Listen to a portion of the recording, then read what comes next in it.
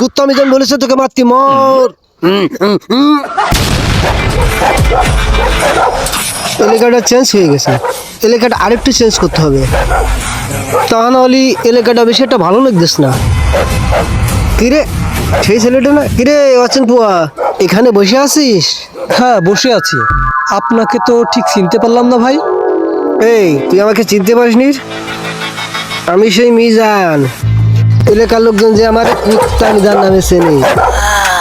ও ভাই, আপনি সে কুকুর মিজান? কুকুর মিজান না, কুত্তা মিজান, নামটা ভালো করে বলিস। ও ভাই সে যাই হোক, কুকুর মিজান হোক আর কুত্তা মিজান হোক।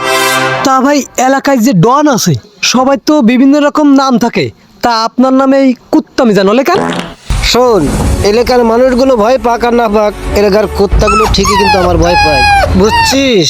ও এই ব্যাপার।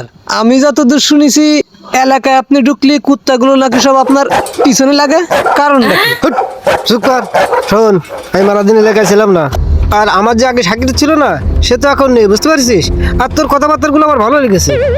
এখন থেকে তুই আমার অ্যাসিস্ট্যান্ট হিসেবে কাজ করবি নাকি? আরে ভাই কি করছেন আপনি? আমি তো এখনই রাজি, চলে। শোন, তোর এখন কিছু করতে হবে না, তুই শুধু আমার পিস থাকবি, বুঝতে পারছিস? তুই এখন থেকে আমার বডিগার্ড। চল লেটস গো। ফাটাইমু তোরে, মারমু তোরে, খাইমু আমি তোরে। এই দোকানটা কার? আরে ওই যে শহীদুল আছে না, ওর। আমি যে এলাকায় আছি এরা কি জানে না? ভাই আমার যতদূর বিশ্বাস মনে হয় জানে না, তবে আপনি টেনশন নিয়েন না, আমি জানাই দিচ্ছি। যা আমার নামকে চাঁদা উঠে নিয়ে আয়। আচ্ছা ঠিক আছে, আপনি দাঁড়ান, আমি যাচ্ছি। এই চান্দাটা তাড়াতাড়ি বাইর কর। এই চান্দা মানে কিসের চান্দা? এলাকায় কি নতুন নাকি? এই এলাকায় মিজান ভাই আছে, তুই জানিস নে? আমি বললাম মিজান ভাইয়ের বডিগার্ড। এই মিজান মানে কোনকের মিজান? আমি বুঝতে পারছি, নাম না করলে তুই বুঝবি না। এই কুত্তা মিজান, চিনছো? ওই কুত্তা আবার মিজান হইলো কবে? এই তো কথাটা তোমার ভালো লাগলো না? তুই তো আমার বড় রীতিমতো অপমান করতেছিস, তুই তো আমার অন্তরে গাঁথেছিস, আর তোর সাথে এত কথা বলে আমার লাভ কি? দে টাকাগুলো দে। তোর ওই কুত্তা নাকি মিজান, ওরে ডাক দে, ওর কাছে দিবানে যা। তার মানে তুই দিবি না? আচ্ছা দাঁড়া, তুই এখানে থাক, তারপর আমি দেখতেছি কোন রকম যেন দোকান বন্ধ করবি না, আমি আসতেছি। ঠিক আগে তোর কুত্তা মিজান দে, দেখে নিবানে যা, তুই আসুক এখানে। এই তুই আমার নাম শুনিস নি? তুই বলে আমার চিনতে পারিস নি? আর তুই বলে আমার অ্যাসিস্ট্যান্টের কাছে চাঁদা দিস নি? চাঁদা দিস নি কেন? হ্যাঁ দিনি, তা কি করবি তুই? কি আর করবো, এখন আবার চাঁদা নেবো? দে টাকা দে। আয় এদিকে আয়। আইতাছি। কি তুই আমার মারলি? আমার নাম কুত্তা মিজান, কিভাবে তোর দোকানে কুত্তা লাল্লা দিতে আই সেটা আমার ভালো করেই জানা আছে। তুই দোকানে থাক, তারপর আমি দেখতেছি তোর কত বড় বুকের পেটা, তুই কুত্তা মিজানকে হাত দিছিস।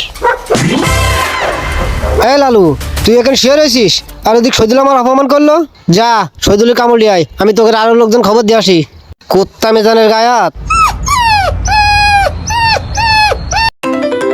জাগা মতো ঝোপের ভিতর কপটি মেরে বসে আছে। অসিং ফুয়া না? এই অসিং ফুয়া, তুই এখানে কি করতেছিস?